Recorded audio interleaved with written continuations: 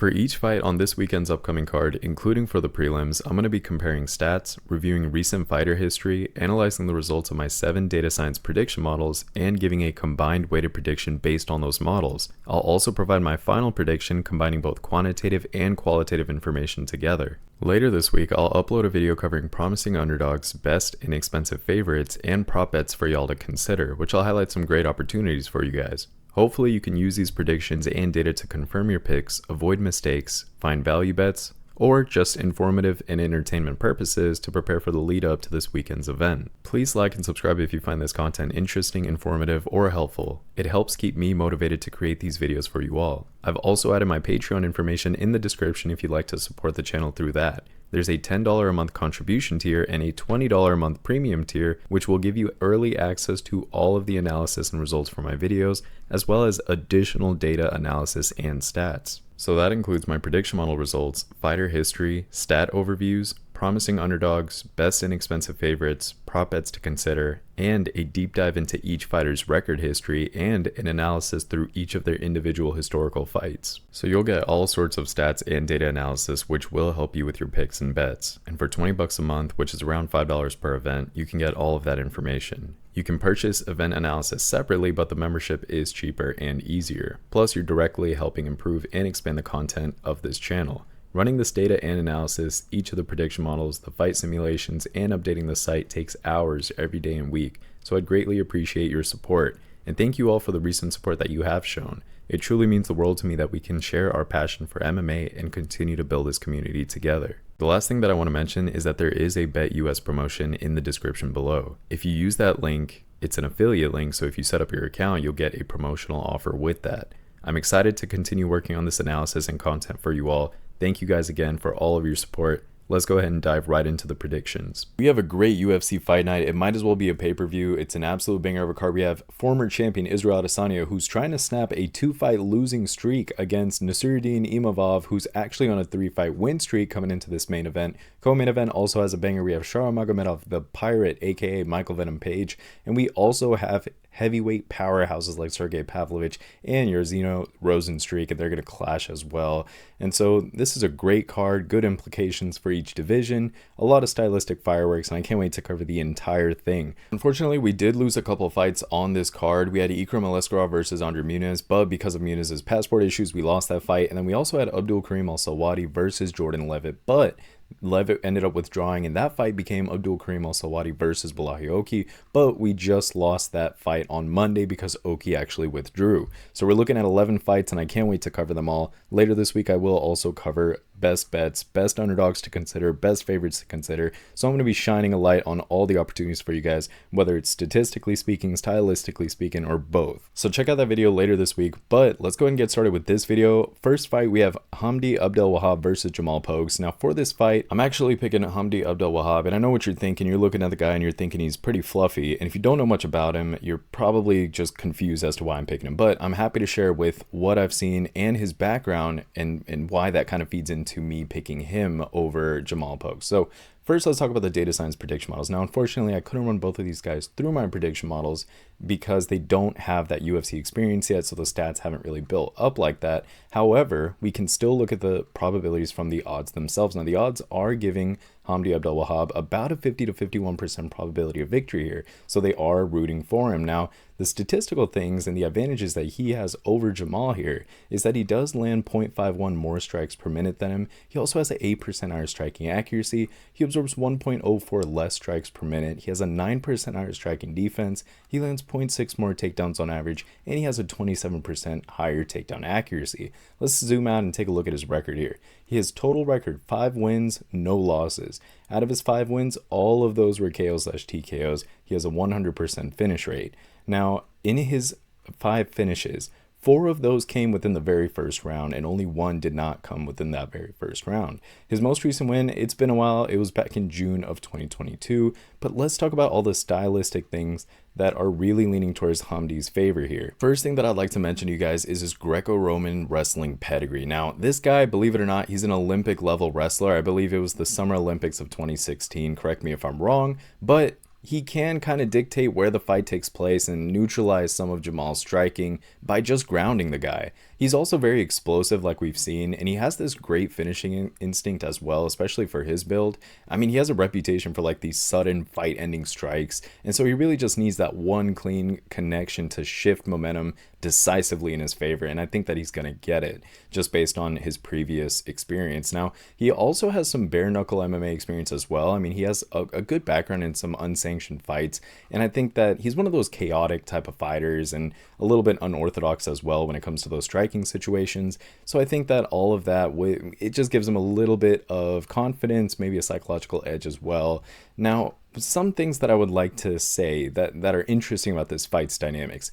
On one side, you have Jamal Pogues, who has pretty decent cardio, and then we have Abdelwahab's aggression and urgency. So Jamal, he has kind of a stamina advantage, especially when it comes to those later rounds, and I think that contrasts Abdelwahab's need for that early style dominance, that first round finish, in order to avoid fatigue risks, especially after coming back from 2.5 years, you know? So although I am picking Abdelwahab, things that I would be careful of, especially when it comes to Jamal, are things like his reach. Like, he has a 4-inch reach advantage in this fight, and I think that that's a little bit to be concerned about. So if I were to run these through the prediction models, I wouldn't be surprised if it was something in the 50% reading for either fighter. I'm still leaning towards Abdelwahab here. Another thing that I would be a little bit careful about is Abdelwahab's like extended time away. You know, he hasn't been very, very active, and I think that that might be a concern, especially when it comes to his like timing, rhythm, technique, etc., etc. So I'd be a little bit careful there. I mean, I'm giving you guys that heads up, but I am still leaning towards Abdelwahab. I think he does have what it takes. I don't necessarily think he's going to get the finish. I think that James, just his physical build is going to make it a little bit difficult for Abdelwahab to get that finishing blow, but I do think he puts the hurt on him. Eventually, I think it goes to the judges, and I think that Hamdy gets the unanimous decision victory. And I mean, I wouldn't be surprised if he drops him, but I think that the decision victory is the more logical thing. So that's my bottom line prediction for this fight. For the next fight, we have a pretty exciting fight. We have Bogdan Grad versus Lucas Alexander. Now, for this fight, I did end up going with Bogdan Grad here. Now, unfortunately, this is another fight where I couldn't run them both through the prediction models, but the odds are giving Bogdan Grad an ever so slight favor of 52% probability of victory. Now, the statistical things that I like about Grad here, he lands 1.12 more strikes per minute than his opponent does. Now, his total record, if you look at that top, 14 wins, 2 losses. Let's break that down real quick. 14 wins, 8 of those are KO/TKOs, 3 of those were submissions, and 3 were decision victories, which gives him a very high 79% finish rate. Let's break down his losses real quick. 1 of those was a KO/TKO, and the other was a decision loss. Now, he has 8 first-round finishes out of his 14 wins, and recently he's been on a tear. He's won 4 of his last 5 fights, and in fact he's on a 3-fight win streak coming into this fight. His most recent win was just back in August of 2024, and his most recent loss was actually a year before then, in August of 2023. Now let's talk about those stylistic things that I really like and that are making me lean towards Bogdan Grad versus Lucas Alexander. So the first thing I would say is his very aggressive finishing ability. I mean, he's demonstrated this with a lot of his career victories. He has a dynamic technique that he uses. I mean, this guy's throwing flying knees sometimes, spinning wheel kicks. And so on the one hand, you have Bogdan Grad, who's an unpredictable fighter, and then on the other hand, you have Lucas Alexander, who we've seen struggle with guys that pressure. And what he ends up doing is kind of leaves these openings, and he defensively just gets caught. And so when you have an unorthodox attacker, like those spinning kicks and stuff like that, people that are using those kind of techniques, I think that you're going to get exploited a lot of times. It's kind of the perfect kryptonite for him.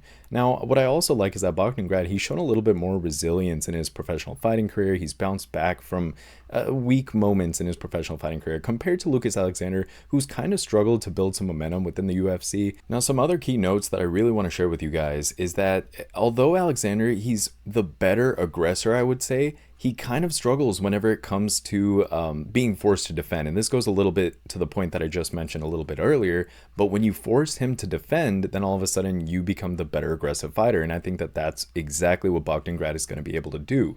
That kryptonite that I mentioned earlier. He has that pressure heavy style, and he also uses that clinch work really well. And what that's going to do is going to neutralize Alexander's offense. It's going to make him react rather than initiate. He's going to be reactive instead of proactive, yada, yada, yada. You get the gist of it.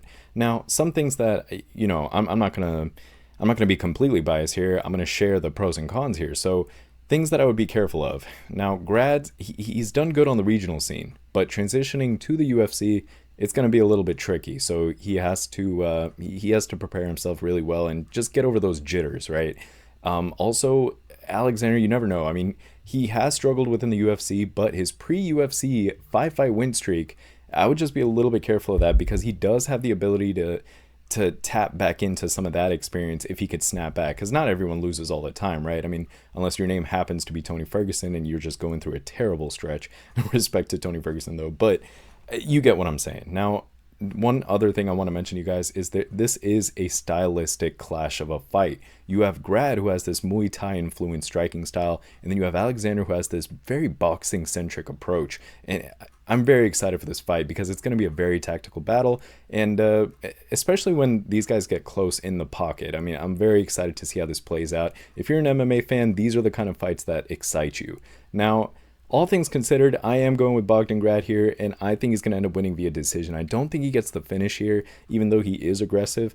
I just think Lucas Alexander is going to be able to hold himself at least to that decision. And so that's the final verdict for this fight. For the next fight, we have Jasmine Jasudavicius versus Mayra Bueno Silva. Now for this fight, I am going with Jasmine. I'm going to give her a 72.7% probability victory. Now the prediction models, they also agreed with Jasmine winning, but they actually gave her a little bit less confident reading. They gave her a 65.6% probability victory. So I did my research and I bumped it up because I really like what I saw in her. So let's talk about it. First, statistically speaking, Jasmine has the height advantage in this fight. She's an inch taller. She also has a 2-inch reach advantage as well. She absorbs 1.19 less strikes per minute. She lands 1.86 more takedowns on average. She has a 14% higher takedown accuracy, along with a 9% higher takedown defense. Now, her total record is 12 wins and only 3 losses. Let's break that down real quick.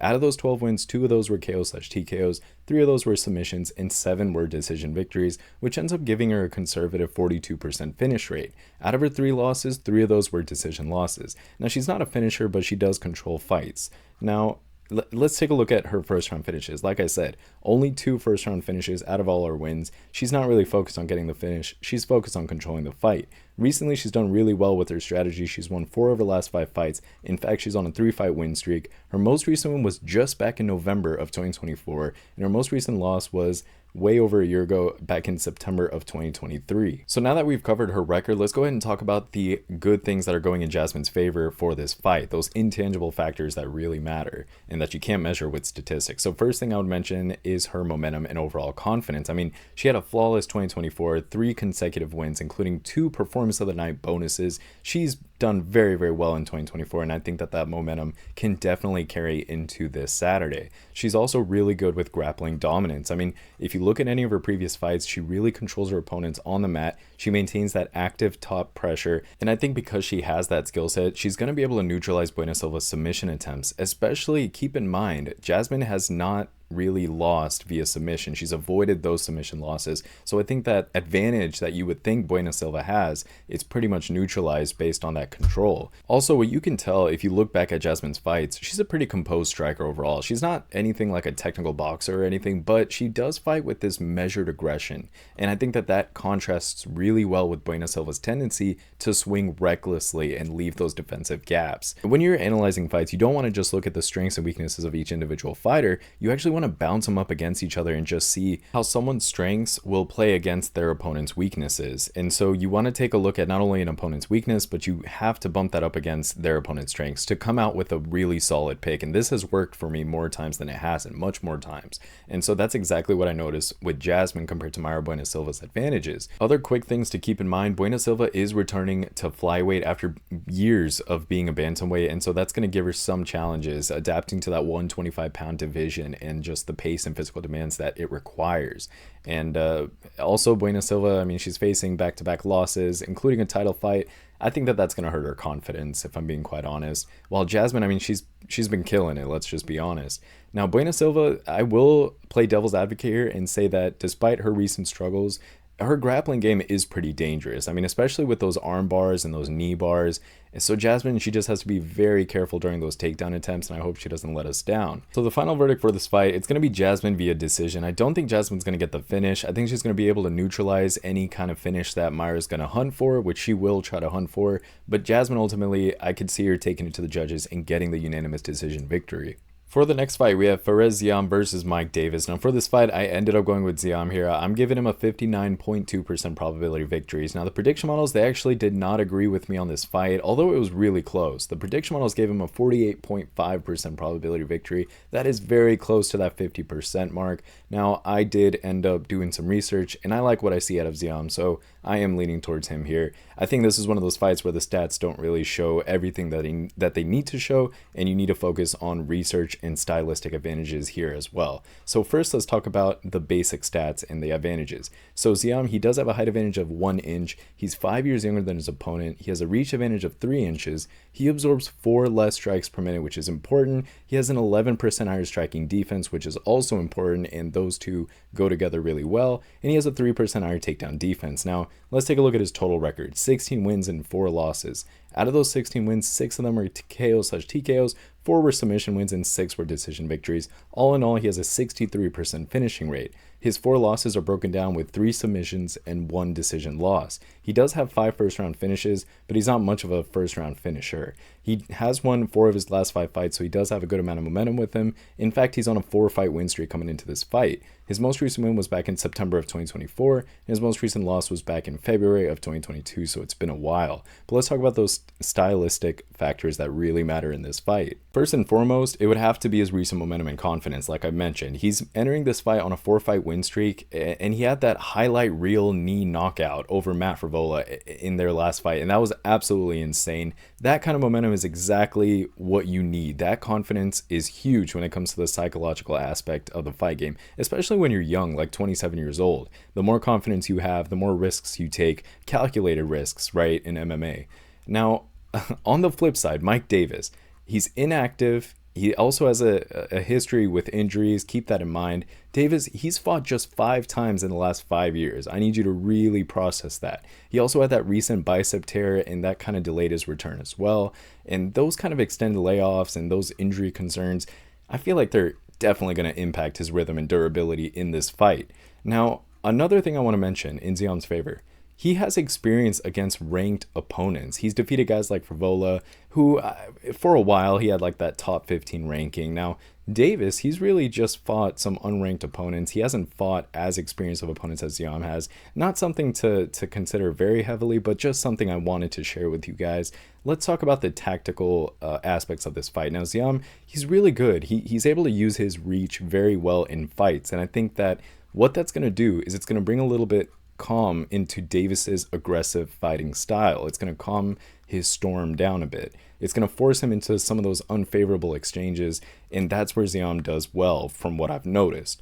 Now, I also want to talk about grappling defense real quick. Ziam's not really primarily a grappler, which I'm sure those of you who have watched his fights, you know, but he does have pretty good takedown defense, and that is very important and worth mentioning. That's going to keep this fight standing exactly where Ziam wants this fight to be, and that's going to give him an advantage against Davis, who also relies more on striking, but again, Ziam has that covered all in all. So yes, I am going for the underdog here. I think that Vegas screwed up in giving Ziam the underdog position here. I think that Ziam's going to win, and I will take Ziam via decision. I don't think he's going to get the finish, guys, but with his physical attributes, the way he fights, his style, his neutralizing ability against Mike Davis, I can see this going to the judges and him getting a unanimous decision victory against Davis. For the next fight, we have Terrance McKinney versus Damir Hadzovic. Now, for this fight, I am going with Terrance McKinney here. I ended up giving him a very confident 82.2% probability of victory. The prediction models actually really liked him. They ended up giving him an 86.1% probability of victory, but obviously there's a lot of statistical bias there, so I had to do some research and normalize that reading, so I brought it down to 82%. Now, the statistical benefits that or advantages that Terrance McKinney has in this fight, he has a height advantage of 1 inch. He's 8 years younger than his opponent. He has a reach advantage of 3 inches. He lands 1.17 more strikes per minute. He has a 2% higher striking accuracy, he absorbs 0.63 less strikes per minute, he lands 2.67 more takedowns on average, he has a 51% higher takedown defense, and he lands 0.8 more submissions on average. That's a long list of statistical advantages. Let's take a look at the guy's record. 15 wins, 7 losses. Out of those 15 wins, 7 of those were KO/TKOs, 8 were submissions, which gives him a 100% finish rate, no decision victories. Out of his 7 losses, 5 of those were KO/TKOs and 2 were submissions. Now, he does have 14 first-round finishes out of his 15 wins, and I think that's a very important stat that I want to share with you guys. 14 first-round finishes with this guy out of his 15 wins. Recently, though, he hasn't done as well as we would like to see. He's only won 2 of his last 5 fights. In fact, he's coming off of a loss into this fight, and he's looking to snap that. Now, his most recent win was back in October of 2023, so it's been a while, and his most recent loss was back in May of 2024. He lost that fight, unfortunately. Let's talk about his stylistic advantages, though, and why I think he's going to win, and with so much confidence. So, the first thing, which I already touched based on the statistics, but I'd also like to talk about the stylistic impact. It's his aggressive early finishing ability. The guy, he's able to leverage his explosive starts to fights within that first round, and really what he does is just overwhelm his opponents very, very well before they get any chance to settle into their fights. He's done that time and time again. It's a proven strategy that he executes very well. I also really like this guy's fight IQ. And keep in mind, he did go through a cam change as well. And so what he did was he really refined his approach to fighting, and he balanced aggression with durability. And that is what a lot of fighters fail at doing, balancing aggression with durability. And when you do that and also pair that with addressing some past cardio and defensive flaws, all of a sudden you become a more well-rounded fighter with good potential. And that's what I see out of Terrance McKinney. And I think that it's proven through his track record. Now, I also want to talk about Damir a little bit. He's been inactive. I mean, the guy hasn't fought in over 2 years. Some people are kind of questioning like ring rust and his adaptability. And if he's just going to be able to withstand McKinney's pace, especially in that first round, I don't think he's actually going to be able to. But let's continue with the analysis. So McKinney, I mean, he's at a high, right? Like his confidence is extremely high. He's done very well. Hadzovic, on the other hand, he's been kind of in a slump, struggling a little bit. Now, to play devil's advocate for this fight, I am a little bit concerned about McKinney's durability. I mean, sometimes he's a little too reckless. And like I said, I think he's been really working on that and improving that as a fighter. But that reckless tendency is a little bit concerning when it comes to those counter strikes, especially when you consider that Hadzovic has that 62% significant strike defense. So if Hadzovic is a little bit patient and smart, and he's able to evade and dodge a lot of those heavy strikes and those reckless strikes, then I could see him exploiting some of the defensive lapses that McKinney will show in the later rounds. Although that isn't what I'm banking on. I'm thinking that Terrance McKinney's able to overwhelm him. But again, just playing devil's advocate to give you guys a different perspective as well, give you guys a balanced opinion. But regardless of everything, I do expect Terrance McKinney to win here. I actually think he's going to get the KO/TKO, and I would put my money on that first round. We'll talk about bets later in the week, but Terrance McKinney via KO/TKO, that is the way that I'm going to go, and I'm pretty confident on that. For the next fight, we have Shamil Gaziev versus Thomas Petersen. Now, for this fight, I am picking Shamil here. I'm giving him a 78.8% probability victory. Now, the prediction models, they very closely agree with me. They gave him a 77% probability victory. And after reviewing everything, I left that a little unchanged, right? Now, the statistical things that I really like about Shamil here, he has a height advantage of 3 inches in this fight. He also has a reach advantage of 4 inches. He absorbs 0.24 less strikes per minute, which will go in his favor. His total record, 13 wins and only 1 loss. Out of his 13 wins, 8 of those were KO/TKOs, 3 were submissions, and 2 were decision victories, which gives him an 85% finish rate. Honestly, when I saw his first loss, I thought the guy was overhyped and he was washed, and I didn't have a lot of expectations for him going forward, but he's been able to bounce back since then, honestly. That one loss was a KO/TKO. Now, he has 8 first-round finishes out of his 13 wins, so more times than not, he is able to get it done within that very first round. And what else do you expect from heavyweights, right? Recently, he's done very well. He's won 4 of his last 5 fights, and he is coming off of a win after he snapped that loss.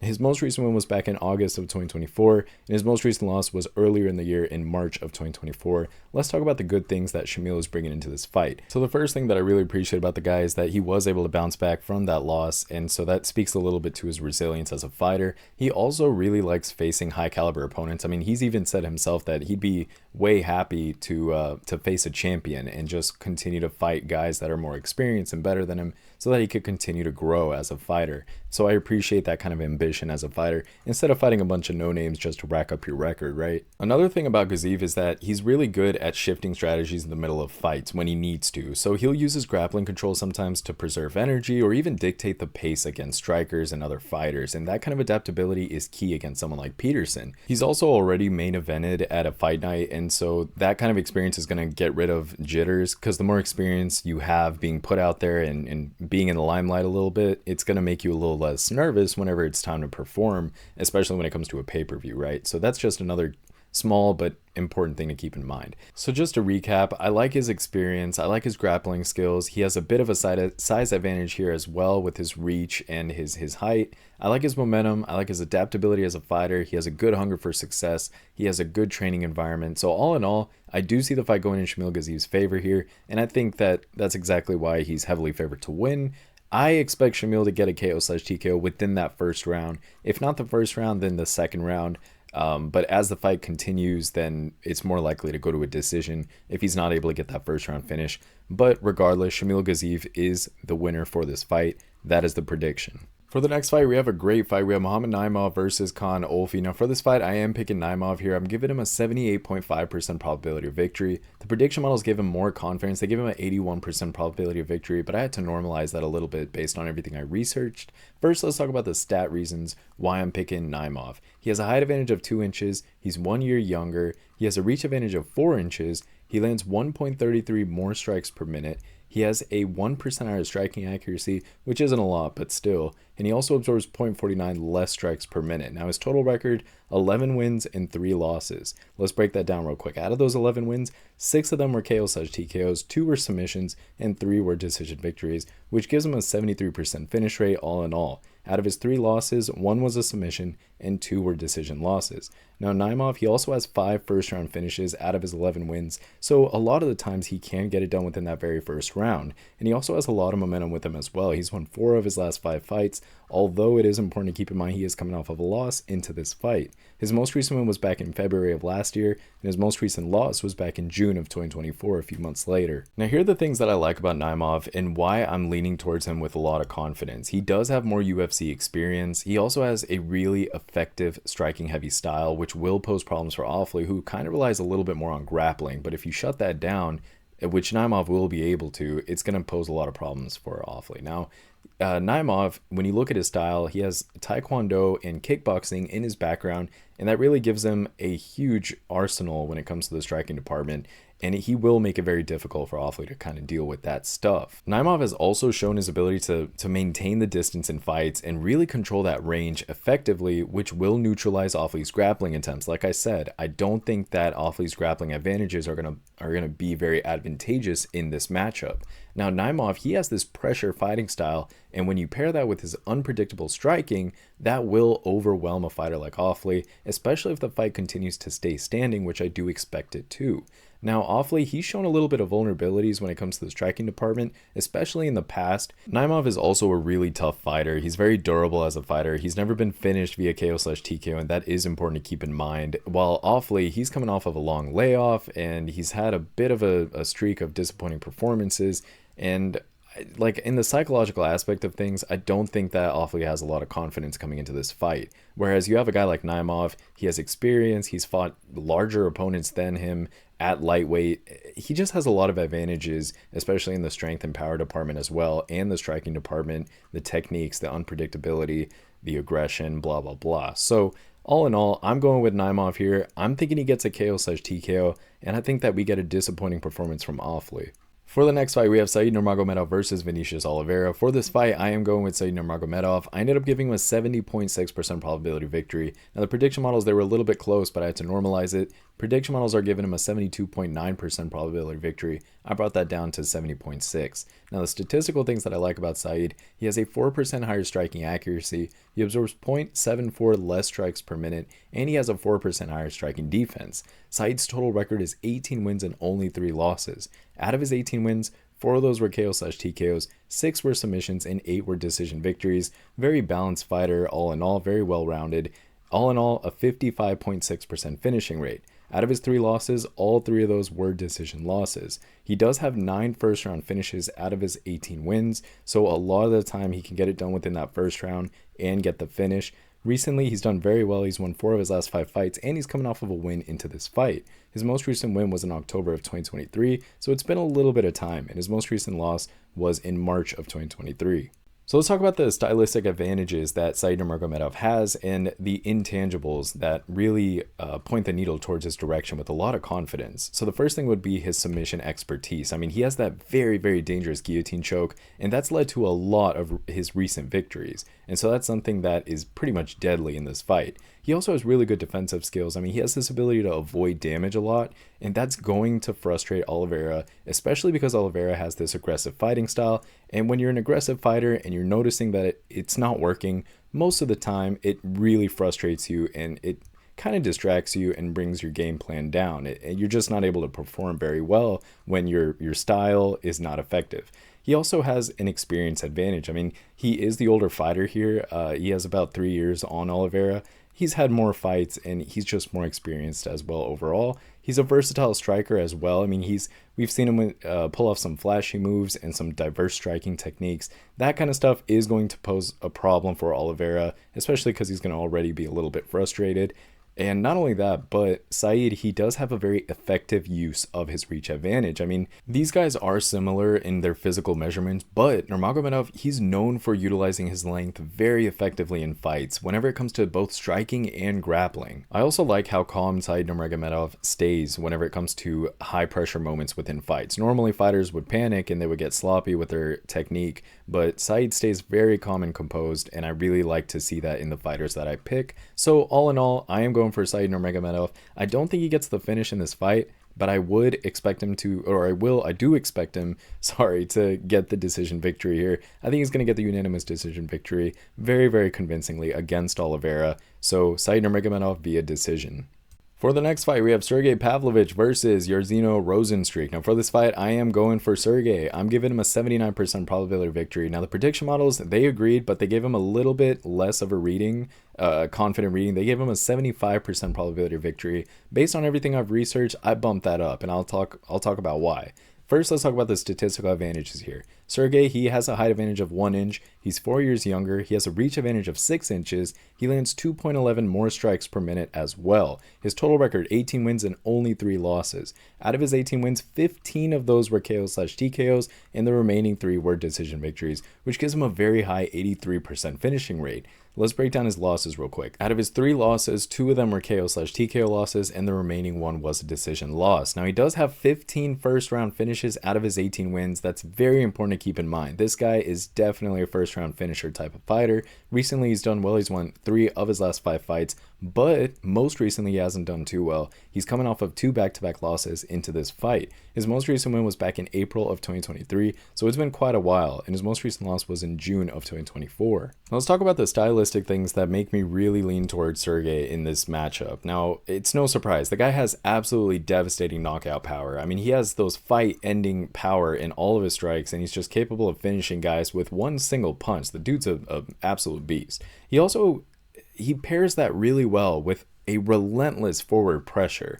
You don't see guys pair that very intelligently, but when you have someone who applies a lot of forward pressure and they have knockout power, man, that is one beast of a fighter. And that's exactly what you get with Sergei. He has that overwhelming style, and that really forces his opponents into a lot of chaotic exchanges. In those chaotic exchanges, I do not expect Rozenstruik to win. Now, he also has a reach advantage. Now, he does have an 84-inch reach versus Rozenstruik, who only has like a 78-inch reach. Keep that in mind. That is very important, especially when you compare not only on the aggressive side of things, but on the defensive side of things. So he's going to be able to land a lot of strikes from a safer distance while applying pressure effectively as well and successfully landing. That's going to not only frustrate Rozenstruik, but that's going to have a huge impact on him.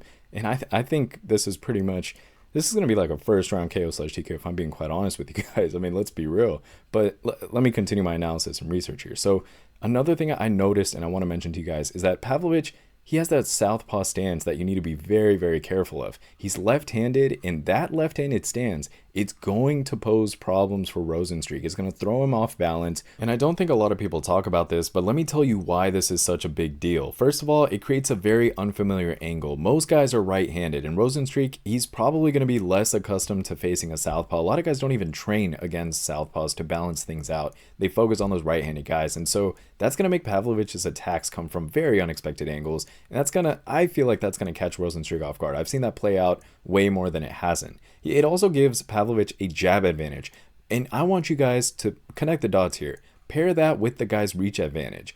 The story tells itself, right? Now, also consider power shots. I mean, Pavlovich, his power left hand is going to be lined up perfectly with Rozenstruik's right side. That's going to create huge opportunities for that devastating left straight or even that left hook. And it's also going to cause a lot of footwork challenges for Rozenstruik. He's going to have to adjust his footwork to avoid being caught.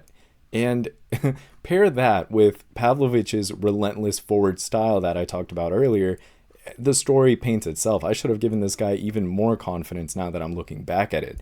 Let me give you guys my last few reasons and then wrap this prediction up and go to the next fight here. So I do like that Pavlovich has faced better recent high-level competition compared to Rozenstruik. He's faced better guys overall, and I think that that's going to sharpen his skills, and it's done him very well in the experience department. He's also really good at closing the distance. Again, it pairs with everything I've already said, so I'm not going to make this redundant and repeat myself, but you get what I'm saying. He closes the distance very, very well. He cuts off the cage, he gets inside, and that's exactly what he's going to be able to do, Rozenstruik, and he's going to capitalize on his power in those very close exchanges. And just to kind of give you guys a curveball, one other thing that I want to mention is that Pavlovich, he has a Sambo background. Keep that in mind, please. And so I know grappling's not a huge part of his game plan, or, you know, it's not something he really uses a lot or at all, but if it comes to it, it is just an additional tool, an additional versatility in his game that Rozenstruik isn't really going to be able to match. What do I always tell you guys? I like fighters that have different skill sets, that have practiced different things, they come from different backgrounds. That's what MMA is, right? And so Pavlovich, he has the makings of a well-rounded fighter. He has a good background, a diverse background, and that's exactly what I like to see. I think that this is a very obvious pick. All in all, I am going for Pavlovich here, and I do expect him to get the KO/TKO. I don't think Rozenstruik will win this fight. For the next fight, we have our co-main event. I'm very, very excited for this fight, guys. It's Nurmagomedov versus Michael Page. Now, for this fight, I am going for Nurmagomedov, and I'm going to give him a 70% probability of victory, and I know that that is a lot, especially given Michael Page's experience, his confidence, his style, all of those things. But yes, after all my research, I am giving Chara a 70% probability of victory. Prediction models generally agree. They gave him a 66.7% probability of victory, but I bumped it up just a little bit based on everything I checked. Now, the statistical advantages that Chara has is that he is 7 years younger than his opponent here. He lands 4.44 more strikes per minute, which is a lot of volume, and he also has an 8% higher takedown defense as well. Looking at his total record, he is undefeated with 15 wins. Now, out of his 15 wins, 12 of those were KO/TKOs, and 3 were decision victories, which gives him an 80% finish rate. The guy is dominant all in all. He does have 7 first-round finishes out of his 15 wins, so about half of the time, he has been able to get it done within that very first round.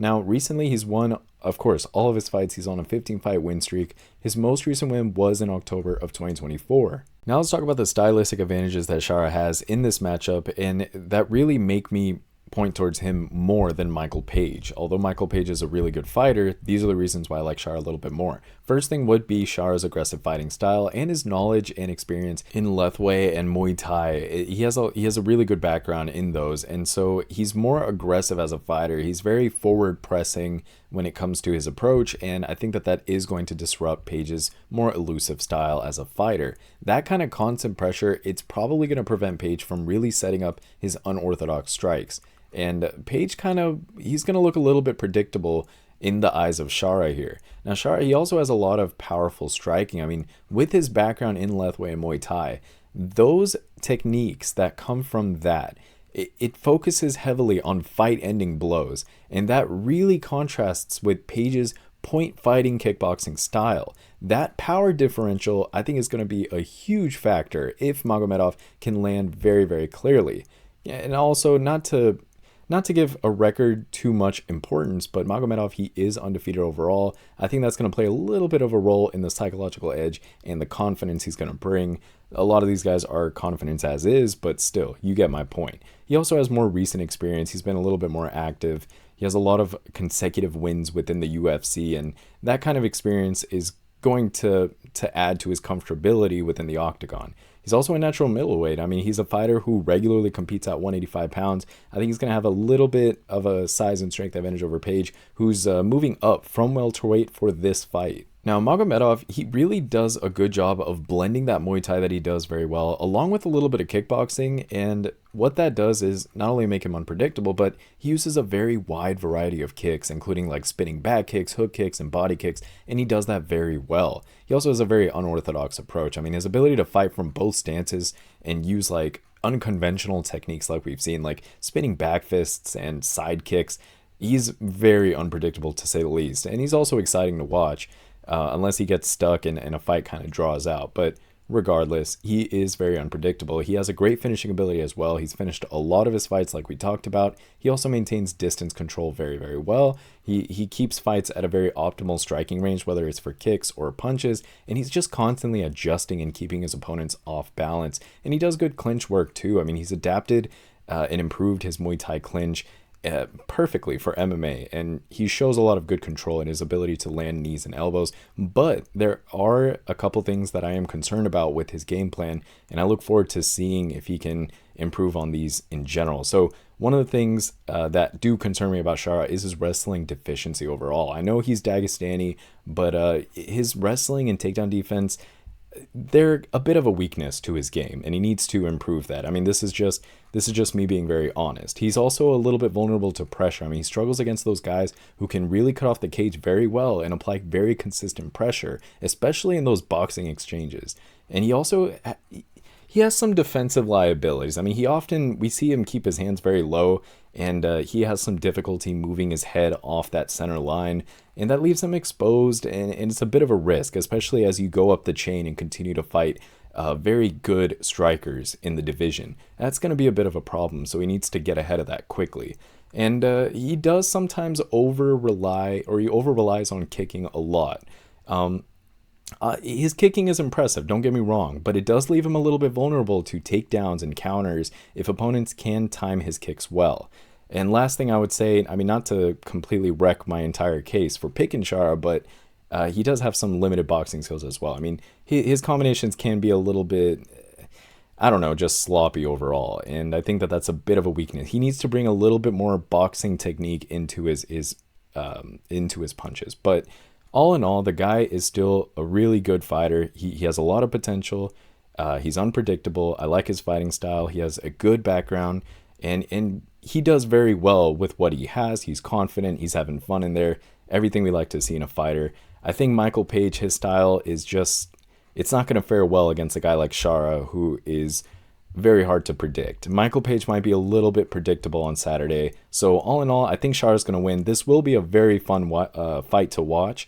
I'm going to enjoy this fight a lot, seeing these two styles play out, but I still think that Shara gets the decision victory at the end. So final verdict for this fight, Shara Magomedov via decision. I think he gets that unanimous decision victory. For the next fight, we have our main event of the evening. We have Israel Adesanya versus Nassourdine Imavov. This is a very interesting fight. I am going for Israel Adesanya here, and I know he's been on a lull recently. He's lost 2 fights back to back, but I'm going to explain my reasoning. I ended up giving him a 62.4% probability of victory. It's not very, very confident, but it is enough to point the needle towards Israel Adesanya and give him more than an average chance, right? The prediction models, they ended up giving him a 64.7% probability of victory. I had to knock that down for several reasons. A lot of it had to do with momentum and other stylistic advantages. I'll talk about it here. But first thing I want to mention, the statistical advantages that Israel Adesanya is bringing to this fight. He has a height advantage of 1 inch, a reach advantage of 5 inches. The guy's total record, 24 wins, only 4 losses. Out of his 24 wins, 16 of those were KO/TKOs, and the other 8 were decision victories, which gives him a 67% finish rate. Out of his 4 losses, 1 was a KO/TKO, 1 was a submission, and 2 were decision losses. He does have 7 first-round finishes out of his 24 wins, but that first-round finish is not a huge part of his game plan.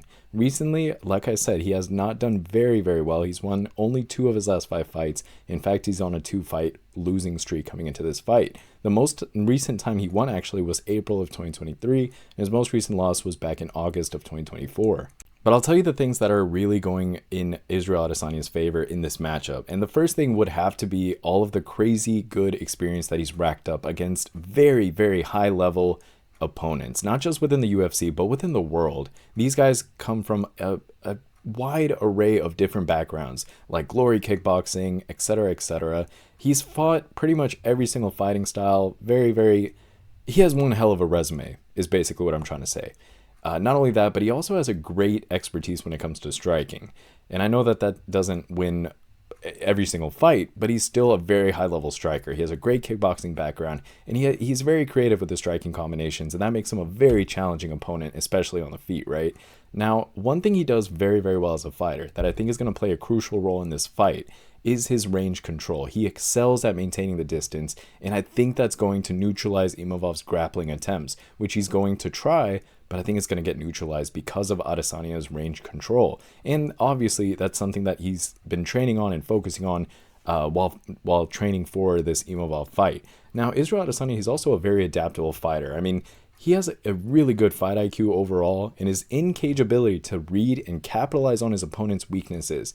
It's very, very crucial as the fight continues to progress. It's helped him out a ton in a lot of his victories, and I think that when we see Israel Adesanya focus and tap into that, he does extremely well. He's also a resilient fighter. I mean, he's faced losses, he's come back and won, and no matter what, the guy, he bounces back. And so I think that that's good, that nothing really weighs heavy on him. He's not one of those fighters that once he loses, I mean, it's pretty much over his professional fighting career. McGregor is a huge example of that. I mean, he had a massive loss in 2018 to Khabib, and ever since then, I mean, we all know the story. He's just not the same. And so Adesanya is not quite like that. I mean, he loses, he comes back, he does well, he surprises people, and then he loses again. And a lot of the reason for that is that this division is very, very freaking stacked. I mean, it's stacked as stacked can be when it comes to talent, technique, tactical skills, etc.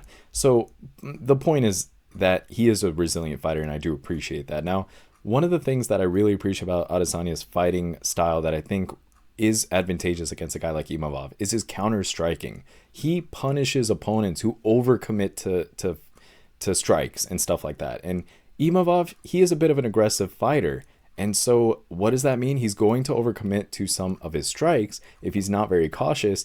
And every time he does, Adesanya will read it and he'll make him pay. Now, other obvious things that I like about Adesanya, he has a great reach advantage. He has a 4-inch reach advantage, which will definitely let him land a lot of strikes while staying out of Imavov's range. And he also has a lot of championship experience. I mean, he's been in 5-round fights multiple times, and I think he has an edge when it comes to pacing and endurance in fights. So all in all, I am going for Adesanya here. I think he wins the fight via decision. I don't think we're going to see a finish from Adesanya, especially against a guy like Imavov. I'm taking Adesanya via decision, and I think this is also going to be a great fight. And with that, those are all of the fights for this weekend's event. I hope you all enjoyed the analysis and that your bets hit. Thank you guys for watching. Please like and subscribe, as it'll help keep me motivated in creating these videos. Running this data, analysis, prediction models, and creating charts and graphs takes hours every day and week, so your support is always appreciated. Please also check out my Patreon if you'd like to support me through there. There's a $10 a month contribution option and a premium $20 a month option, which comes with early access to all of the analysis from this video, as well as promising underdogs, favorites, prop bets, and all of the extra data analysis and stats as well. This analysis, information, and these stats will help you with your bets, and it'll help support my efforts to continue providing and expanding content for you all. So please check out that Patreon if you want to show me some love and help me out there. Thank you all once again for watching, and as always, see you guys in the next one.